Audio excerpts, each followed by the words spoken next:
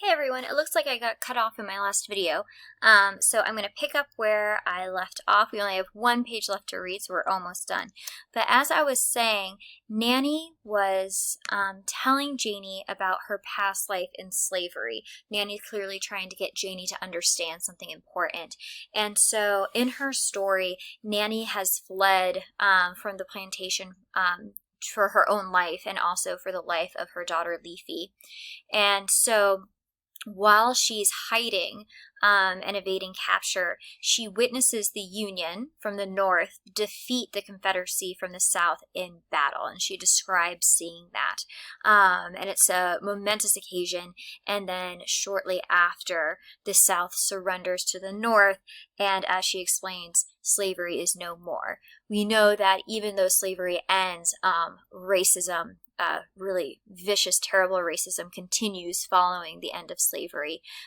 But she sees the end of slavery, which is a hopeful moment for her, for both her daughter Leafy, and eventually her granddaughter Janie. So let's pick back up and read this last page. I wouldn't marry nobody though. This is Nanny speaking. I could have a heap of times, 'cause I didn't want nobody mistreating my baby. So I got with some good white people and come down here in West Florida to make work and make the sun shine on both sides of the street for Leafy, her daughter. My madam helped me with her, just like she'd been doing with you. I put her in school. When it got so, it was a school to put her in. I was expecting to make a school teacher out of her. But one day she didn't come home at the usual time, and I waited and waited.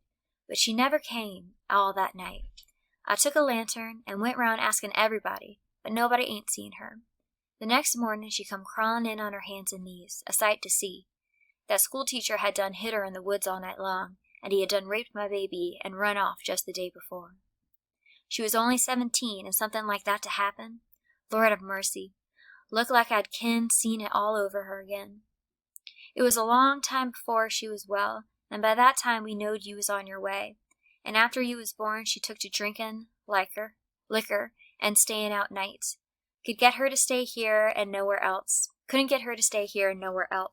Lord knows where she is right now. She ain't dead, 'cause I know in my feelings, but sometimes I wish she was at rest. And Janie, maybe it wasn't much, but I done the best I can by you. I raked and scraped and bought this little piece of land so you wouldn't have to stay in the white folks' yard and tuck your head before other children's at schools. That was all right when you was little. But when you got big enough to understand things, I wanted you to look upon yourself. I don't want your feathers always crumpled by folks throwing up things in your face. And I can't die easy thinking maybe the men folk, white or black, is making a spit cup out of you. Have some sympathy for me. Put me down easy, Janie. I'm a cracked plate. So let's talk about what's happened to Janie's mother. So we're getting a lot of background information in Chapter 2. We learn about Janie's childhood. We learn about Nanny's escape from slavery and eventually her being freed due to the end of the Civil War. And we also learn about what happens to Janie's mother. And so Nanny did everything she could to protect her daughter Leafy. She expected that Leafy might become a school teacher and find success and happiness in her future. But then Leafy is raped by her school teacher, and it changes Leafy forever. She starts drinking and staying out at night, and eventually she disappears. And so considering Nanny's past, why does it make sense that she so desperately wants to marry Janie off to Logan Killicks? That's a question that I want you to consider and figure out for yourself.